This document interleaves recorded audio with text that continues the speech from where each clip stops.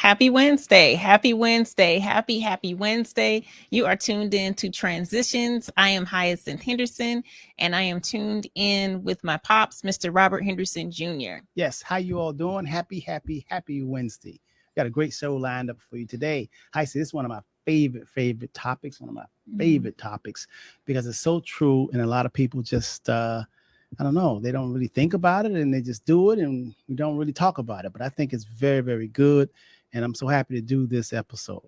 Awesome. Before we get into today's topic, for those of you who are returning listeners, you are loyal listeners, thank you again for showing up for yourselves. Thank you for tuning in. Thank you for sharing this information. For those of you who may be new, we are the Henderson Financial Group. You can find out more about us on the hendersonfinancialgroup.com. We run, own, and operate a full-service financial planning and investment advisory firm, which was started by Mr. Henderson over 30 years ago. Wow. So that is what we do by day. You can visit our website or give our office a call, 305-825-1444. And also, while I am mentioning that, we are getting more technologically savvy, if that's the correct phrase. So for those of you who are listening, let us know, because I'm about to launch text messaging where you can schedule your appointment with text messaging. You can inquire with an inbox on Facebook, things like that. And a part of me is like, we're behind, right? We really need to be using our cell phones so clients can just, or prospects can hit a button and fill out this form. But another part is like, well, what about those people who, are used to phone human interaction? So let us know in the comments what you think. We're going that way anyway, because this is where society is bringing us. But let us know in the comments. And so today, what's our topic? It's about the power of change. What was it called again? Change. I think I titled it, Stop Trying to Change People. Right. I like that. Stop trying to change people. I like that. Yes. Because, and I was thinking about that, Heisey. I said, and to pick up on your words, alignment, when you are really in alignment, it really is, you should be centered and aligned with the truth, the Father, the Creator, love, peace, happiness, harmony. The moment you start going away from that, it's called getting out of alignment and pain and hardship and suffering. A lot of us, we don't try to, but we try to boss others or try to change others. And we didn't create others. Now, I know you say your children, okay, it's okay when your children are minors, right? You're trying to help up, but when you're trying to change who they really are, I think that's, overstepping. I think that a lot of times we get hurt or we feel bad because our expectations of changing another person, it comes back and it makes us feel good, and it makes the other person feel really bad, but it makes us feel bad also, especially if we cannot change another person. And this goes all through your marriages, your relationships. I mean, rather than identifying saying, okay, this person, this is how they are. They showed you who they are and how they are. Then oftentimes I think we get stuck on trying to saying we're going to fix them. We're going to change them. I know growing up, there was a saying that said that women will say a man, she's just, sharpen his edges, rough his edges up, that's what she would do. She'll change him. And then men think that, hey, you know what? The woman I see right now, she's never going to change. And that's just not true, So I think this whole stop trying to change other people, I think that we need to focus on that. I think we'll be much more happier. Now, don't get this confused with organizations. Like if you're a football team and we're like, okay, we're going to run the ball, but you want to throw the ball. No, you have to be in unison with that. It has to be in harmony. So I'm not talking about corporate structures, especially if it's not your business. You don't try to change. If your company is trying to go one way and you have someone trying to, not be in harmony with that company, then you got to get rid of them, But I'm mainly saying if you're trying to change Johnny or Susie, because Susie eat pork and I don't eat pork, I'm not trying to convert her to make her not eat pork. Right. Mm-hmm. I think you opened up the show with one of my favorite phrases, as you mentioned, alignment. Alignment, I believe, is a phrase that is often overlooked, not understood, and undervalued. Yes. So when we're talking about changing people and being in alignment and out of alignment, one of the ways for you to identify your place in alignment, if you are in alignment or out of alignment, the further you get from alignment, you start to feel physical symptoms. you feel sad, you feel angry, you feel all worked up, all these things. You're out of alignment with truth. And that is a challenging concept for the average person to understand, because we have largely been taught that how we feel matters, and we need to, put how we feel on other people, and people should do this, and people should behave this way, and people should do this, and this is right and this is wrong. And I believe that a lot of the misalignment and people being out of alignment stems from people having their ideals about what is right or wrong, when in the universe, there is no right or wrong. Things just are. Right. And that's very challenging for people to accept. When you are in a conversation with someone and they're like, but that's not right. You're like, in your eyes, that's not right. Right. And your strong feelings about right or wrong, 99% of the time, is the root and source of your misalignment. And so you're so busy convincing other people what's right, what should be done, how it's supposed to be done, and that God. And then exactly. And so God. Then you're getting upset. You're making me upset. Why don't you do this for No. If you just look at what's going on and don't judge and say whether it's right or wrong, it just is what it is, right? So I think starting the conversation there was saying you don't have any control over anyone else, even your children when they are minors. You have no control. Yes. And what I mean about, you tell them to go to school, brush your teeth, go to bed at night, that. And sometimes they don't want to go to bed or brush their teeth or even go to school. And it brings pain to you. But as you were speaking, I was thinking about a lady who I know who is like a devout Christian. And we knew her children as they were growing up, minors. And this lady would go to church religiously every Sunday, and she really loved God.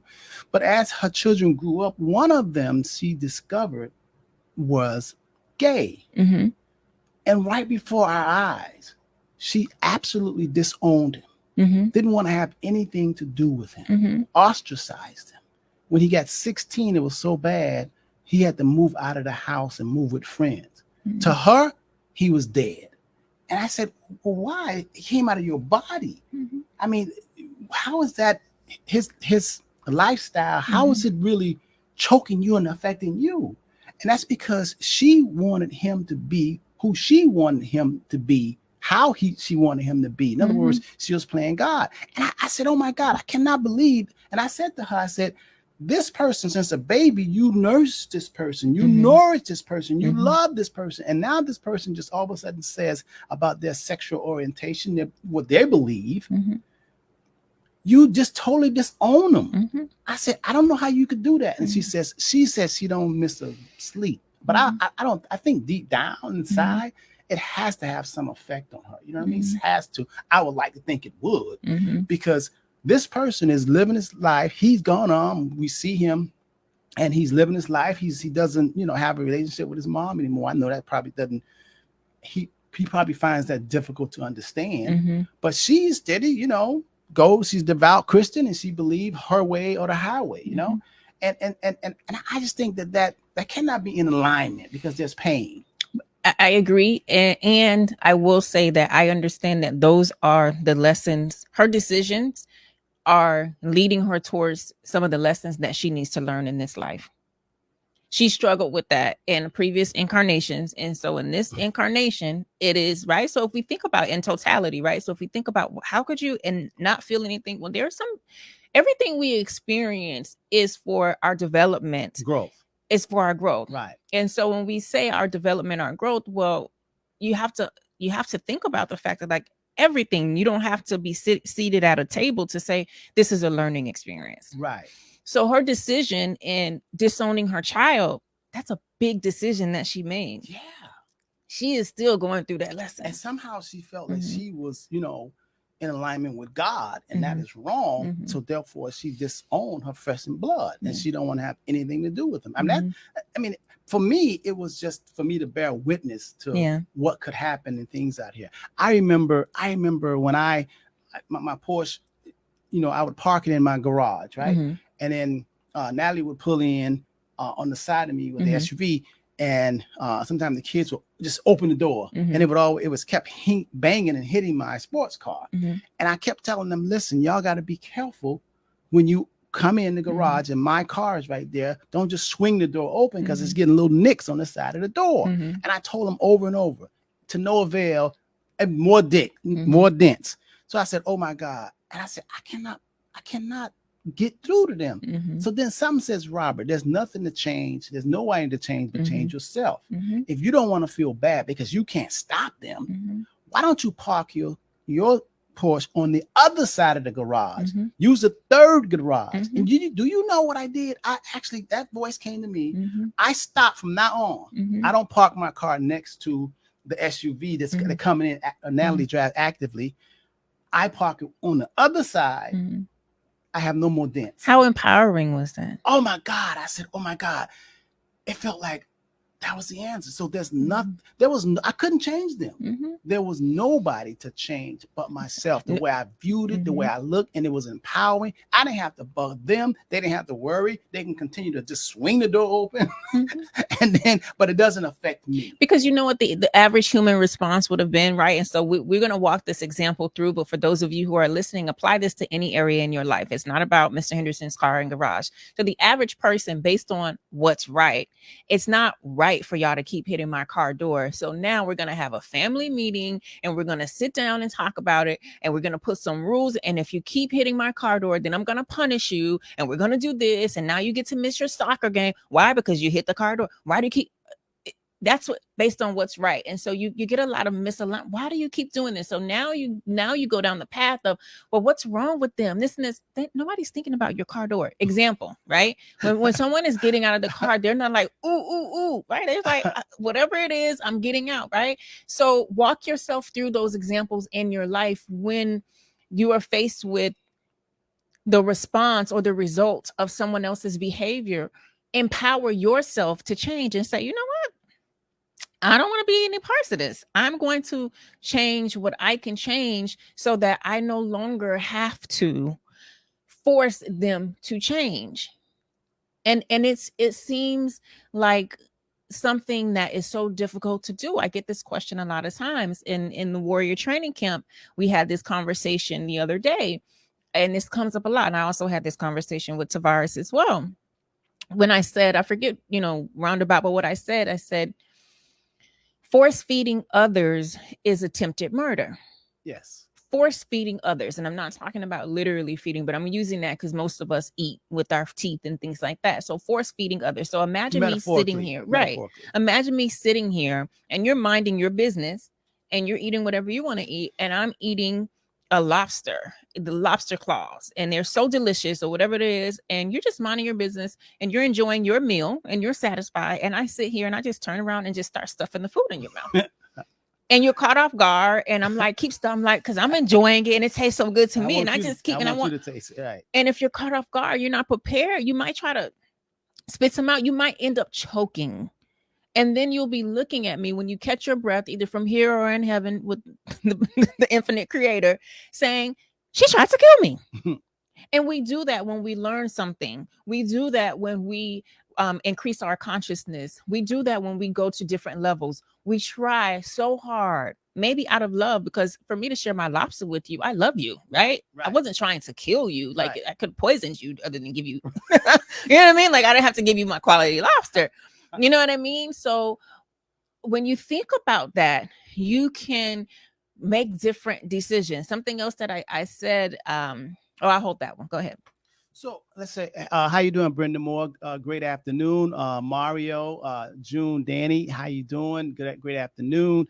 Doretha Hall, great afternoon. Damian Thompson, and also Miss Redhead and Mr. Redhead. Good afternoon. I'm so glad that you guys could join us. If you get a chance, I want you all to share this conversation. But this conversation right here affects each and every one of us. This conversation leaves nobody out. It really does, because all of us, we get caught up into, our way or the highway. And when you really want to relieve your pain, because a lot of your pain is coming from you're trying to change someone else. And in truth, there's nobody to change but yourself. That's why I gave the example. That's why Hyacinth gave the example. When we give these examples, we want you to think about your situation, what you're going through. Are you trying to change your mate? Are you trying to make someone do what you want them to do? Are you really playing God? Are you playing the Almighty to know what's best? Are you doing that? Or are you just living and let live? I think that it's okay as long as you don't hurt another. If you don't cause pain and suffering to another. Now, a lot of us cause pain and suffering to ourselves because of our expectations. Expectation kills the cat. I mean, your son was going to school, you telling all your friends he's going to college to be a doctor. All of a sudden, he finds a band and he wants to play the drums. Now you are hurt. You're torn apart. That's your expectation. You're trying to convince him not to play the drums, that what he feels like he wants to be in this band. You want him to go to medical school. The pain comes from you, and then you put your pain on him. But it's his life. It's his path. You really don't have the right. If you just chill out and say, okay, live and let live, you feel much better. When you try to do that, you're out of alignment. Anytime you're out of alignment, it's like a car being out of alignment. It doesn't function really well. It may pull to the left or may pull to the right because it's not balanced. It's not in alignment. You need to be in alignment, and you need to start with yourself. Again, this this topic today is don't try to change other people. You can only change yourself. And you know who made it like that? The Creator. That's why I gave all of us different fingerprints. Matter of fact, on my 10 fingers, each of my prints are different. Matter of fact, it's 8 billion people on the planet right now. All 8 billion of us have different fingerprints. We're all different. That means something. So stop trying to play God. Now we all are victims of this. All of us are not only victims, but we are culprits of this. We've tried to change people. You know what else? Since we're on this topic, right? Because those who are listening, you may fall on both sides of the coin, right? So you don't just get to stay on one side. There's a constant work. There's a constant, ooh, dang, am I trying to, I got to catch myself. I'm trying to change. Oh, let me back on back, right? Here's the thing. For the people who aren't, this is a new concept and you aren't doing the constant work. When others change themselves instead of changing you, oh, that could be a painful experience for the person, because now the person has said, I'm not rendezvousing with you. I'm not on this frequency with you anymore. I'm not, you want to keep going back and forth. I'm not at this frequency. It is what it is. When someone is used to being conditioned and in a society and in a world where largely people play ping pong all day back and forth. I said this, you said that, I did this, you did it. You have to condition yourself to say, you know what? I'm not getting ready to play this game with you. And then completely disconnect. And oftentimes when you do that, the other person will still, because then it's just them, right? Yes, yes. And a lot of people don't want to face themselves in the mirror. Well, I've never been a dictator. I've always lived and let live. I really have. I haven't been. We have conversations. We are. Yeah, I mean, I feel like I should have been stern on certain things. No. The reason why I am the way I am, because I have to look at myself. No one really forced me to do anything. I don't have my mother didn't force me to study business or finance. She just said, be happy, don't go to jail and get in trouble. I kind of figured it out, once I looked and I seen stuff, and if I see any of my kids, they come and ask me, I feel like I don't think that you need to force your way on anyone. But I'm always open if my kids ever come to me, all 5 of them, and say, Dad, what do you think about this? Then I'm going to tell them, but I'm not going to hold it against them, whatever they do. I always tell all my kids, if they came to me and said they was gay or lesbian or whatever, I would never disown my child, because and I don't really care what's their sexual preference, and I don't care if they date somebody Indian or out of their culture. I don't really care. I honestly don't. I make fun and laugh and stuff, but I don't really care. It doesn't keep me up at night or me bothering. Or what if my child married a white person or a Spanish person or Chinese person? That wouldn't keep me up all night. As long as they're happy and there's no abuse. My focus is harmony and not pain. just don't want the pain, because then the pain, then you're going to call daddy. And if I try to give you some direction, I said, listen, you ask my opinion, I'm going to tell you. If you say, no, I'm going to do it my way, and then you come to me later on once it fails and say, Dad, I need your help. Now you're getting into, I'm getting ready to take a trip, but I got to focus on your problems, So, I mean, that's how I am. Heist and I, we disagree on some things, but for the most part, we agree on most things, But today's the topic is, stop trying to change other people. Whether if your son or daughter want to study botany, plants, and you want them to be a doctor or a lawyer, whatever, it's not going to make them happy. Can we explore? Can we go a little bit deeper? Can we play in the deep end, right? Can we go deep? Let's do it. No, you're gonna need your life jacket for this. You can't hold on to the wall for this, right? So where does the need or the desire to want to change other people come from? Can we explore that? So what is the need or desire? Or the desire. So me wanting to change other people stems from what? I think that for me wanting to change someone, I think it comes from a place of love. I don't think that you want to change another person to destroy them. I think it comes from love, and I think it comes from you and your consciousness where you are, that you think that you know best for them. I think it does come from a place of love. I don't think it comes from a place of harmony. I mean, disharmony. I mean, it's just like when my Porsche, when I parked it in the second garage and the SUV, and I told them, listen, you guys do not open the door real fast. I was trying to change them at one point because I didn't want them to damage my car, and I didn't want them to cause pain to me. So I tried to stop them from causing pain to me, to my car, where I got to go and get it fixed, and it's going to just keep putting dents all over on my driver's side. So I tried to change them, and then I realized it's not working. So I said, there's nobody to change because they're not going to change. So I might as well go ahead and put my car in the third garage. Then I don't have to worry about changing them. They can swing the door open as much as they want to. So I think you answered. You went deeper. You started like on the wall, but then you went a little deeper, because the depth of it is, it's not about love. It's about you. When you want to change somebody else, it's about how you want to feel. But my definition of when you try to, in other words, when you tell your son, listen, you say you want to be a surgeon, okay, and I think that's going to be good because, first of all, you ain't got to come to me for money. Okay, if you go and join the band, then possibility you're going to come for me for money. But that goes back to it's the same as the Porsche. When you hit my car, when you do this to me, my door. Be a surgeon, so you don't have to ask me for my money. So really, the need to change or the desire to change other people is we are trying to exactly for ourselves. It's not about them. We mask it and disguise it in that, oh, well, I want you this, but it's when we really think and listen deep down, it is because we are trying to do some self-preservation. We want something to work out the way we want it to work out. Well, it's the same as for death. People cry and freak out over a funeral because it's for them. Absolutely. It's a selfish. You say, hey, so-and-so died too young or whatever, and you crying, or your grandma died, or your mother and father died or whatever, and you having a fit and you can't take that. And it's all for selfish because you feel it. So when we realize that we're being selfish in that moment, no matter how much we think we know best, and we realize we're like, gosh, you know what? This is really, if I peel back the layers and go under the hood and take this top off and maybe the radiator, what else in there, y'all, the engine, some coolant. When we take all that out, right? When I go under the hood, this is really about me.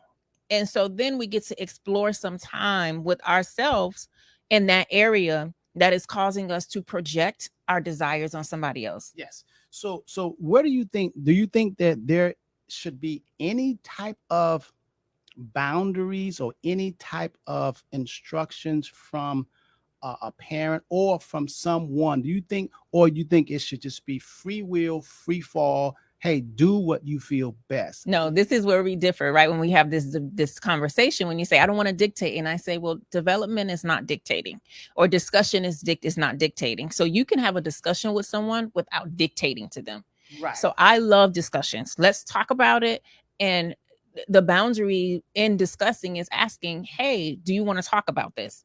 Do you mind if I talk about this? Or if someone is sharing with you, before human nature kicks in and we automatically start word vomiting on them with what we would do, we can ask and say, do you want me to comment on this? Do you want me to share my opinion? What do you know that? So a discussion is often a beautiful thing. However, here's the tricky part for the average person.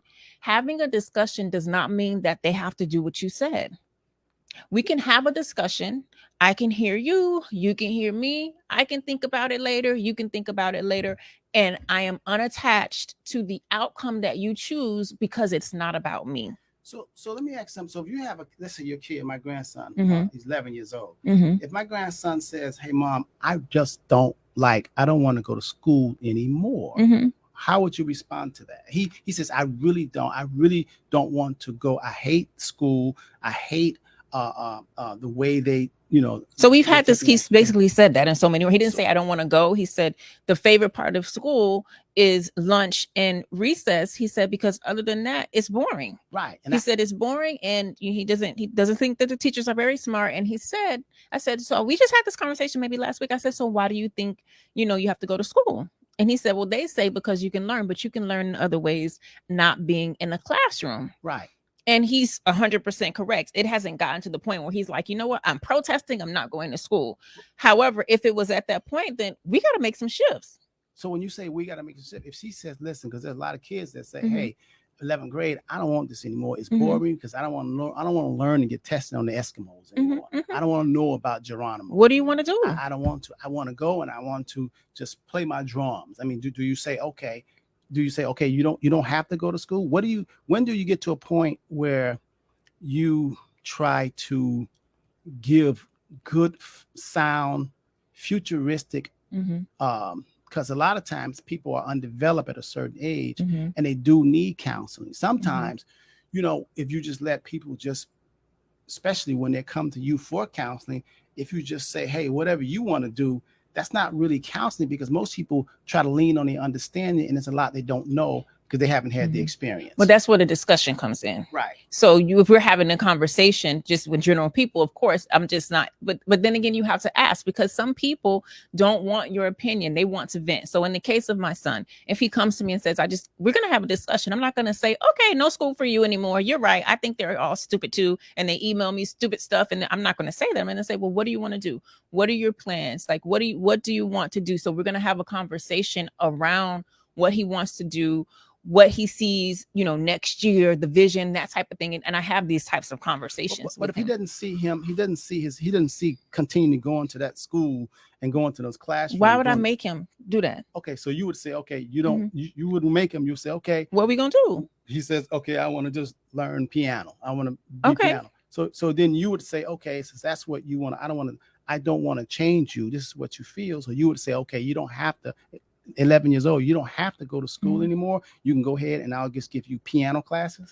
But we're not doing piano once a week, right? So let's explore. Why do you want to learn piano? Oh, because I love the instrument and this and this, and you really love. Okay, let me find something to enroll you in that can teach you more about what you want to learn. It's not an either or thing. But I'm saying, but my bottom line is, when in this discussion, is he's adamant about not returning to the classroom. We already said that he doesn't have to go back. However, it's not. You don't go to the classroom, you just waste your life away. But it's you don't go to the classroom. Let's explore what it is that you want to do and how you can learn. Because really, the goal is about developing the soul. It's about experiences. So just because you say you don't want to go to school anymore, I don't have to get in my ego and say, you better go to school. Let's have a discussion. What is it what lights you up? What makes you come alive? Thankfully, mommy has some money. So whatever makes you come alive and lights you up, you want to do that? We can do that. We can explore that. That is what the human experience is about. Well, let me tell you from my experience, because I actually govern, I actually run my life the way I don't like dictating. And like I said, my mother didn't dictate to me and tell me, Robert, my mother told me a couple things. She said, listen, I don't have a lot of money, Junior. And she says, listen, so you can't go out there and do the things that it costs you to go to jail. because I don't have any money to get you out. And the system's going to eat you up and swallow you out.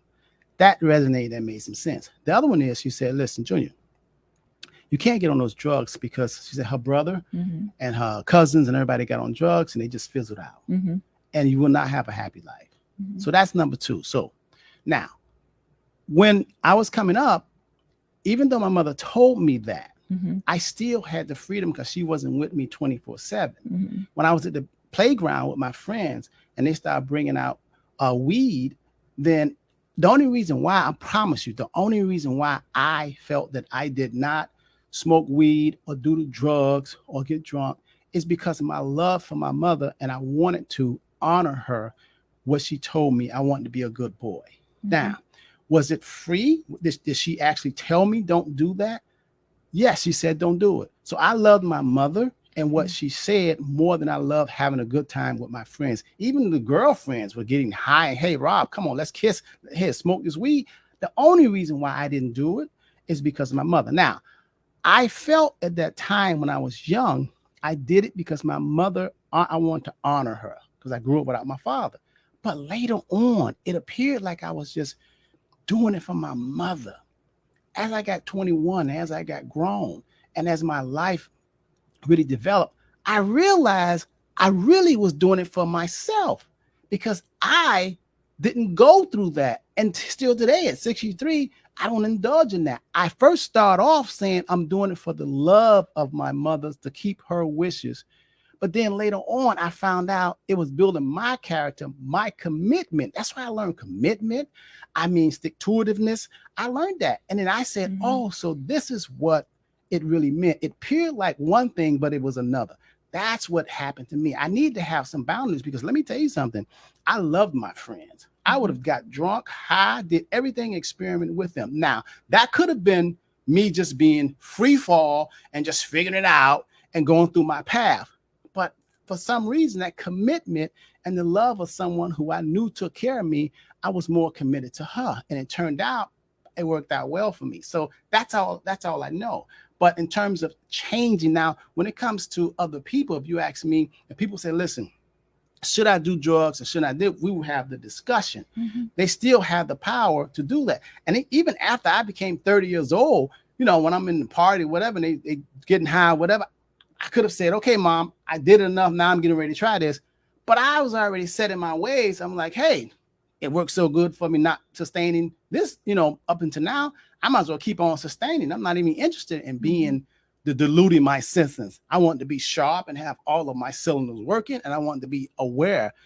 And so it works for me. So that my flaw is setting boundaries and having a discussion and saying, okay, I think that you should do this, but I won't make, I won't, you know, all 5 of my children have tattoos. I've never, ever said, don't get a tattoo.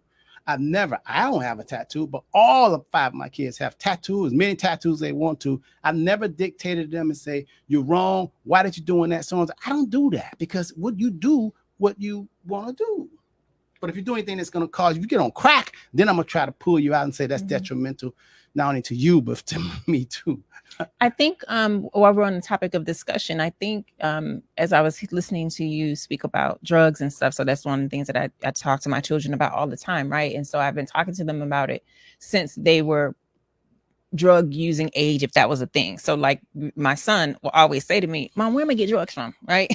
You know what I mean? And I've been talking to him about it for so long. And when there are articles that come out and stories, I share them with them and I read them about, you know, college girl went to college, her friend gave her something. Next thing she knew, she was strung out. She was sex trafficked and all this thing, you know, all these different things. So I don't wait. I have open discussions with my children about different topics. I don't wait until something happens. You know, you're not supposed to be using drugs, right? So they all say to me, like both of them, they're like, we got it, you know, but I still share and have these so that it's not a dictatorship, but it's casual conversation so that when that time comes, he'll remember and she'll remember, oh, my mom is telling me, you know, this whole thing with the fentanyl. I sent that article to about the pills that people are taking. I was astonished to see how many children and or adults, people were taking fentanyl and buying pain pills from someone on Snapchat.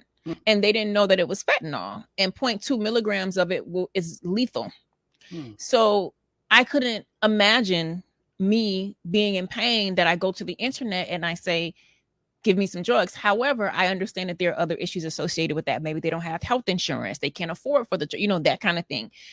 But when do you have that conversation? After it happens in their transition? No. So you share, you have, you talk about certain things, just table topic conversation, so that you can kind of know, where you are with discussion. So the other night, it was so funny.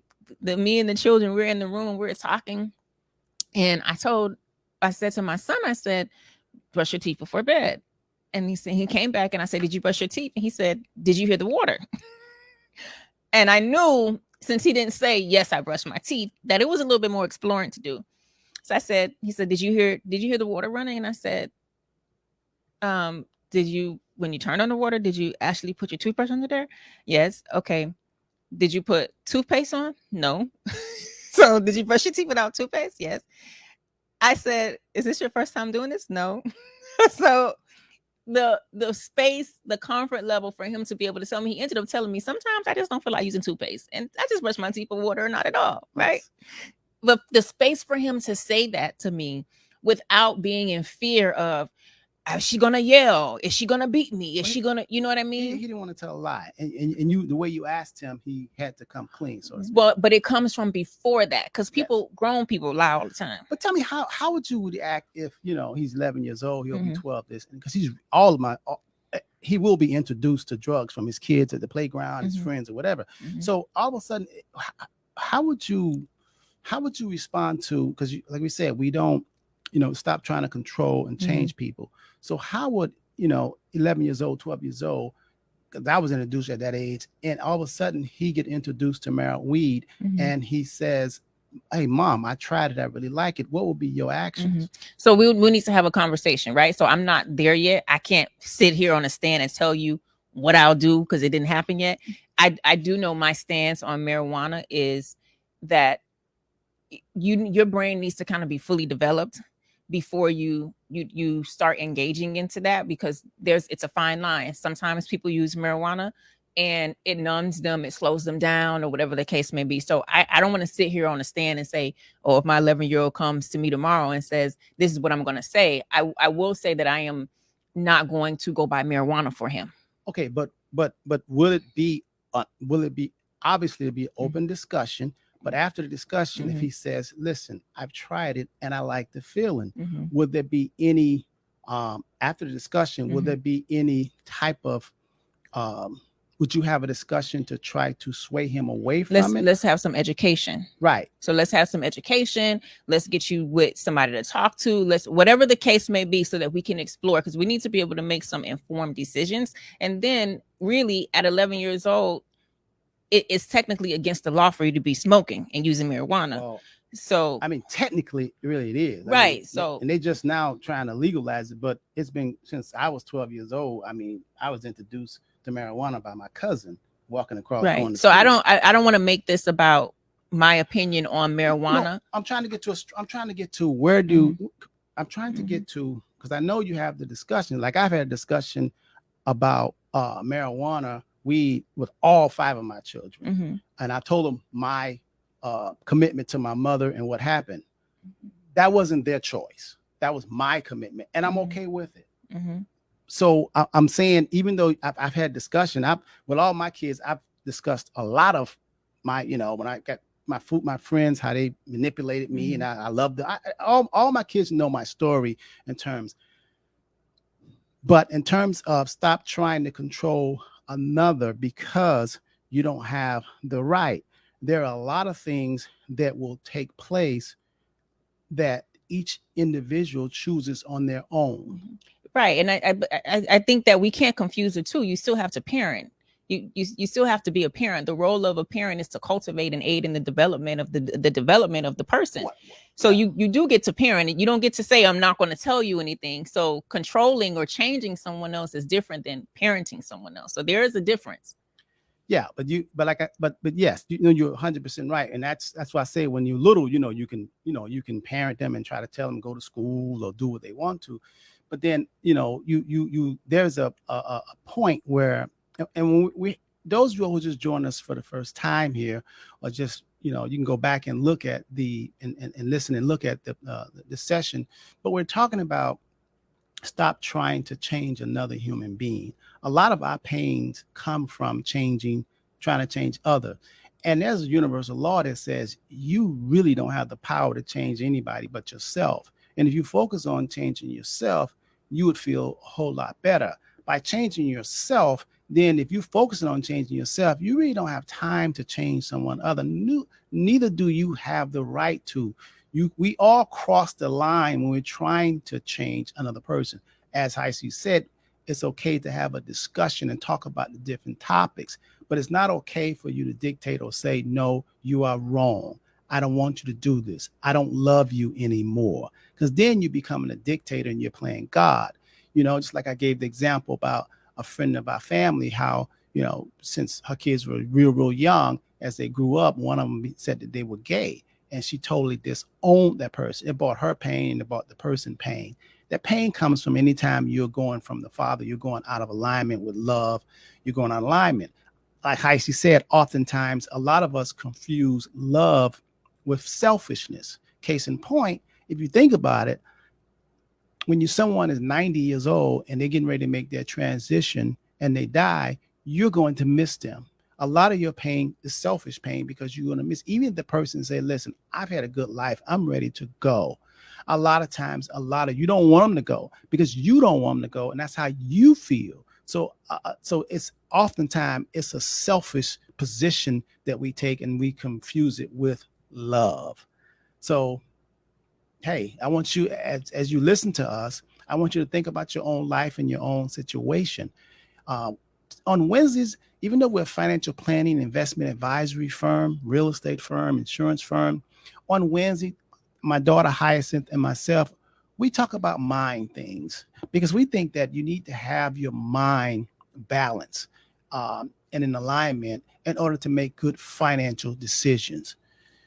We just feel that way. Matter of fact, because you need that. In other words, if you have a car, you need to have a steering wheel. You need to have a guidance. You need to have where you can look at a speedometer. You need to look at gauges so you can stay on track.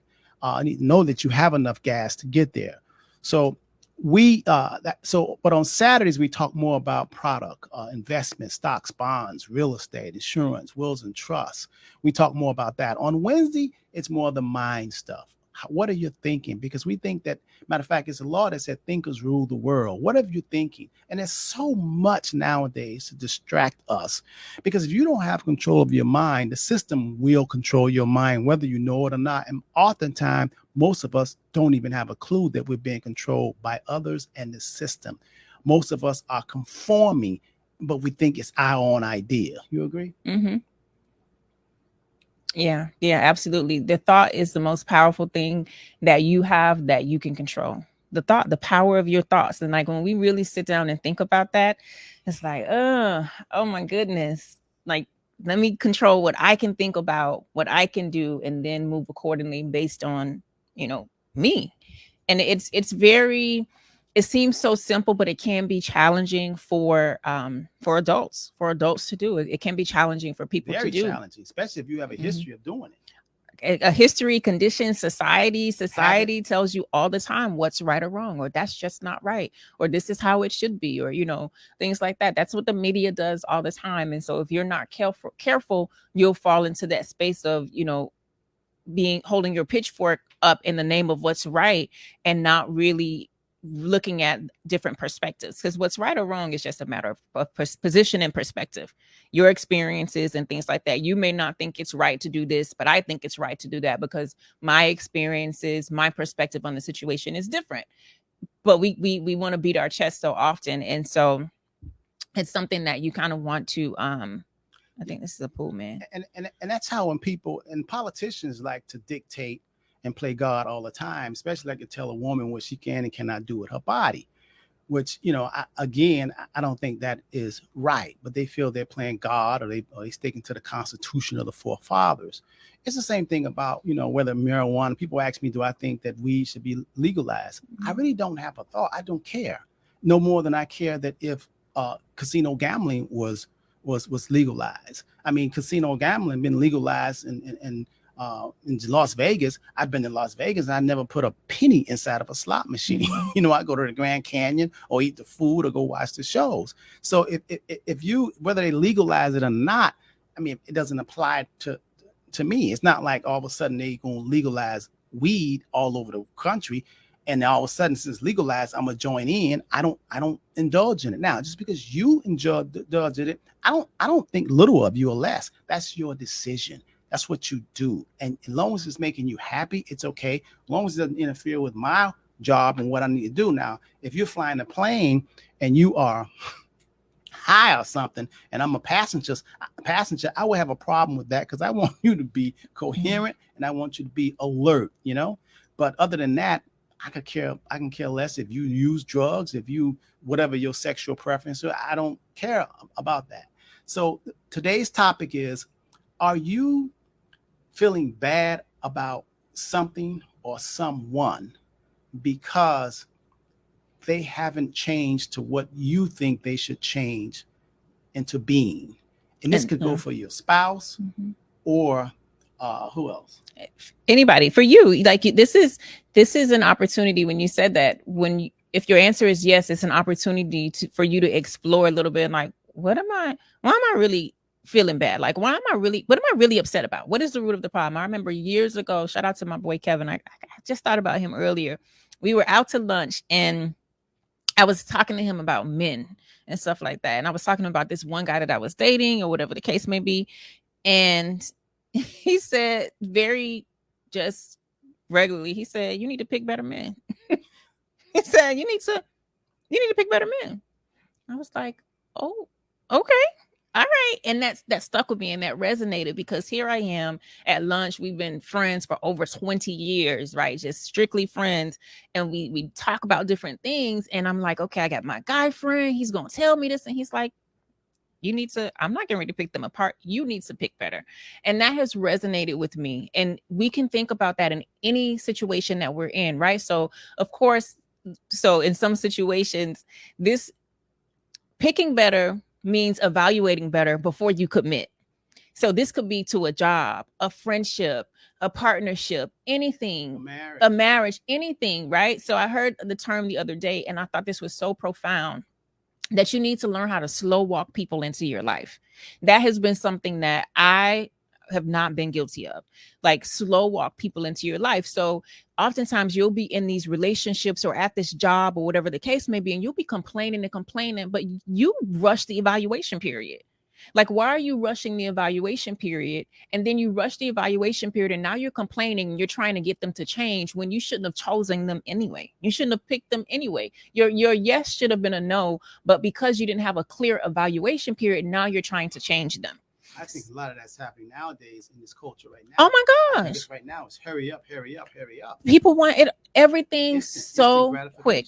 So in those cases, you're like, dang, I can't change people. But also you can't change, like, who are you trying to change? Like, if you're spending a lot of your time trying to change people, you have to realize, like, hold on, what is going on with my decision-making skills? Why am I always trying to change people? Why do they even have a seat in the theater of my life? Why are they on the front row that I can even see their shoes and their blouse enough to say that I want to change that? Some people should be in the balcony section. You shouldn't even be able to say, child, I didn't even know you was up there.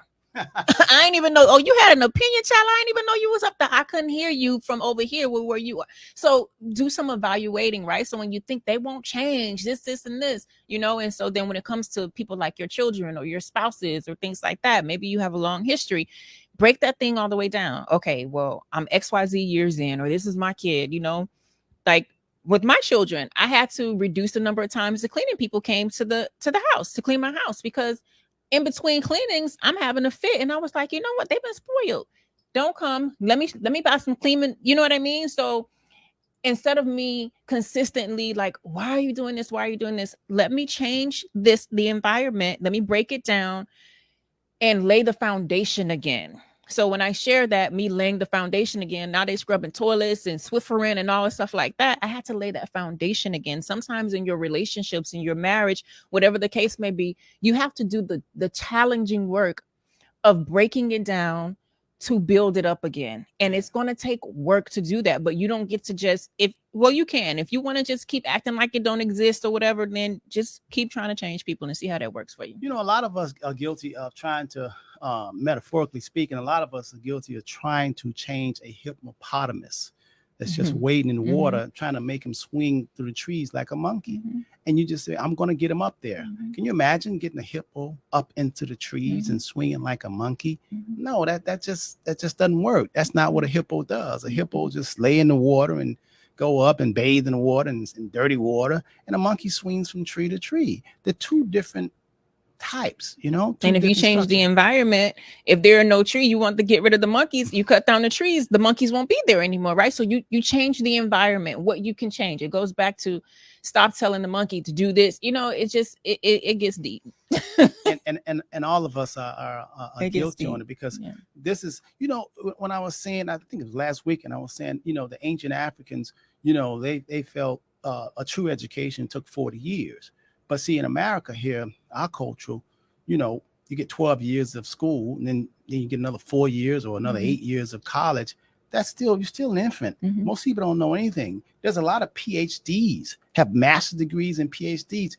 They don't even know what a mortgage is. They don't even know what interest is. And they certainly don't know what Social Security. They don't know what FICA is. They don't know the difference between what your gross amount and your net amount on your paycheck. And they got master's degrees. And they got master's in business degrees. A lot of them don't even know.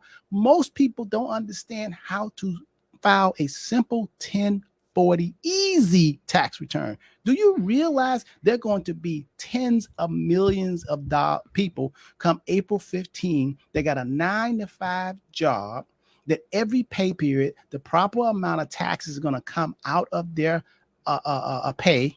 They're going to actually go in line to have someone to fulfill their tax return. That's like painting with numbers. 1, dry line to 2, dry line to 3. You only really do need someone to prepare your taxes if you have a business on the side, if you have real estate on the side. But millions and millions of people wait in line for a simple 1040 easy, and they go pay people to do the tax. Most people don't understand what's gross net. So I'm saying this is because there's a lot to learn about yourself. That's what education's supposed to be. But we're too busy trying to get titles, CFP, you know, attorney, master's degree, PhD. My grandson, how he says he's pretty bored of school. I was absolutely bored. My favorite classes was art, lunch, and PE. I did like math. That's because I like numbers. But that was it. The rest of the stuff, learning Geronimo's and getting a test on Geronimo's birthday, or even when the Civil War was even fought, I ain't fighting it. How's that going to get me milk at the grocery store? Zero. How is that going to affect? How are they going to reduce my interest rates because I knew Abraham Lincoln's birthday? A lot of stuff that didn't make a lot of sense. I wanted to learn facts and information that was going to improve my life and help me on my journey with thinking and understanding. So back to, are you guilty of feeling bad and trying to change other people, and there is nobody to change but yourself? And how can you change yourself? I think that's pretty tough to do, isn't it? Yeah, it takes work. Change yourself. Yeah, stop thinking like that. It definitely takes work. It takes the consistent It's work. a habit. That's what. Yeah, right. I was gonna say consistent work. Well, I guess the difficulty is in being consistent. And most things, or most people, have challenges with being consistent and disciplined. So that is the work. I mean, but you look at your life now, like if you like, you know what, they say, you know, me being angry or having anxiety or feeling sad or all these things is me out of alignment. How can I stay in alignment? And trying to change other people and have overly caring and having over opinions about other people, what they do and how it's going to look and what it should be, that is going to keep you out of alignment. So just releasing those things alone and just like, I'm going to focus on my focus. I'm going to run my ways. I'm going to focus on what I got to focus, because trust me, you got a lot to focus on. You got a lot to focus on. If you just look and say, am I giving 100% to all of my business? Then you will say, I don't got time to hear about nobody else's business. I don't got time to say they wrong, they right. Like literally start there. So if it may be too out there to say, you know what, I'm not going to tell anyone what to do. Let's bring it in and make it about you. Write out your to-do list, your goals. We're in April. You had these big goals and dreams for the new year. You wrote the vision board. You did all. Where are you with those? Have you accomplished those? Did you call the people you need to call? Did you? So when you handling your business, you don't have time for nobody else's business and to be worried about anybody else. So starting there will really, really help you in your efforts to stop trying to change people. Because then when you see opportunities, you'll be like, I'm so overwhelmed with my stuff. Do you, boo? That's what you want to do? Okay. And it's empowering. And if you think about it, nobody wants to be around someone who's always trying to change them. Oh yeah. Nobody wants to be why would I want to be around you if you always telling me how I'm wrong? You always lecturing me, you always telling me they this. Don't like the way your clothes you did this wrong. You did like, why would I? It's so no, don't be that person. Yeah. Yeah. Like I have this guy that he calls himself a friend, but he looks at me as a money thing, you know? I mean, every time some way he's asking for some money. I mean, he comes out some kind of way. You so nice because I would have been got rid of him. I would have got him. Well, he just hey, I got a job for you. You want some work? you want to work? You want to work? The man don't work, you don't eat. Don't ask me for no money. Yes, what Meg says. Trying to change anyone outside of yourself is controlling. Mia says, very good, very true. Good decisions come from a clear, clean mind. Absolutely. And it, like you said, like we were saying, it really hurts you. If you don't believe us, try changing somebody or trying to make somebody do something. See who's in pain. Them, they're not in pain. You're in pain. Try it. Just try. The more you try to make somebody do something or be another person, it aggravates you. They're not even thinking about it. You know, I mean, it's you, and it's all about you. Like I see, you remember a book called "It's About You." It is you. It is you, baby. I was going through that book the other day, Saturday. I was reading, and I was like, "Oh my gosh, all of this is still applicable." It's such a good book, y'all. If y'all haven't purchased it.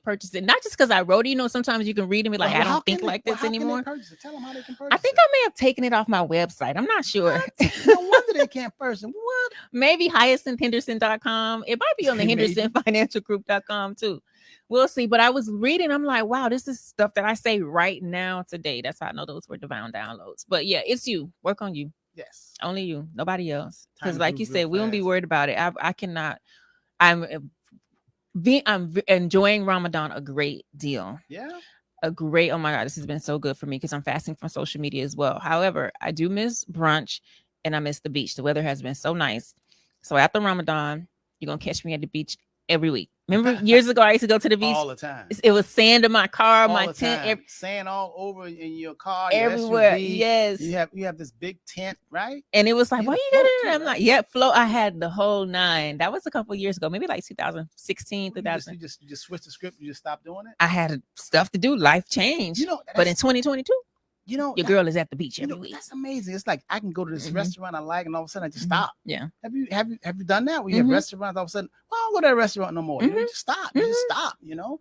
You evolve. Change. You just change. Your mind is somewhere else. Yeah. Okay, so this is a good lesson. I think it's a very good lesson for each and every one of us because this touch all of us. All of us have been guilty of trying and feeling bad about it. It's self manipulation. It really does. It causes stress. Because you can't really change the judge. You know, you get ready to go to court. You can't really end up saying you stressing over the judge. Here is this. When you try to change people, you're pulling them out of the classroom before they are ready.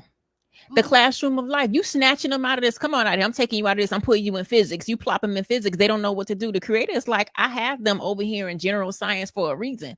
And who are you to come around here and try to snatch them up out of this seat because you over here having a good time in physics? Like, no, let them be where they need to be. Those are the lessons they need to learn. When it's time for them to change, they'll change. So anytime you try to play God and dictate, it's ouch. Yes. Yeah. You're going to get ouch. Ouch for you. Ouch. And a slap on the hand. Yes, Ramadan Kareem. Thank you. And you're saying, hey, I'm worrying about this. I'm worrying about that. Ouch. That's because you're out of alignment. You don't go back to your seat. Go back. Why are you out of physics over here in general science? I'm worrying about what they're doing over here. I'm worried about Go back to your seat. You know, when you do worry, that's when you get alignment and pain comes. Anytime pain comes, you would look at yourself. Where's your pain coming from? Because you're worrying about something that you can't control. Oh, look at my muscle right here. Yeah. Okay, we gotta go. What are you working? I feel my muscle. Your bag came, right? It came last night. I need somebody gonna come put it up. You know, I can get somebody over there. You know, it came. I just got to show you the video of my daughter. Bless her heart. She was struggling to get it in the house. Oh my God, it's really heavy. You should. I have a video from the camera. I didn't open the box yet. What? She was struggling to get it in the house. What am I do? You know, I bought her a boxing thing, and she didn't even open it. It just arrived last night. What? Yesterday. Yeah, because she with a box, and but since Ramadan, I don't box during the day because then I can't drink water or things like that. But now I got a boxing bag. Yeah. I can box at night, box whenever I want to. Thank you very much. Yeah, see, nobody ain't gotta hang it up and no, somebody will put it up. But it was very heavy. It's very simple. I looked at it. That's why I did it. Okay. It's so yes, thank y'all so much for tuning in. If you have not done so already, be sure to like this video and more importantly, share the video, share it on your timeline, share it in text message, share it with your friends, your family. As Mr. Henderson stated, this is a conversation that all of us can benefit from. We can think about and let it marinate a little bit. So yes, do that. And then on Saturday in the AM at 9 a.m. our weekly programming kickoff with the Understanding Money Show. That's 9 a.m. on Facebook. If you have not done so already, be sure to hit like on the Henderson Financial Group Facebook page so that you can be notified. And then at 10:15, Understanding Money Part 2 comes on with Mr. Henderson and James T. And then each and every Tuesday at 12:30-ish, the guys, Antonio Woodbury and Tavares Jones, come on with Rising Solution. And then we round out the week on Mercury's Day, on Wednesday at 12:30-ish with transitions. Yesterday, I was talking to your grandson and I brought him some new shoes. And he said, I'm not going to wear my shoes on Thursday. And I said, why not? He said, I don't really like Thursdays. I don't like Thursdays. I said, well, Thursdays is ruled by Jupiter. Jupiter is about expansion and, growing things and abundance and money. Oh, wait, I love Thursdays. Thursday is my favorite day of the week. He switched. Information. He's right. He switched immediately. I bust out laughing. I'm like, this child is something else. So the more you know, you can make better decisions, right? Yes. So you just making decisions because you're uneducated. So, all right, y'all. We'll catch y'all next week. Peace. Peace.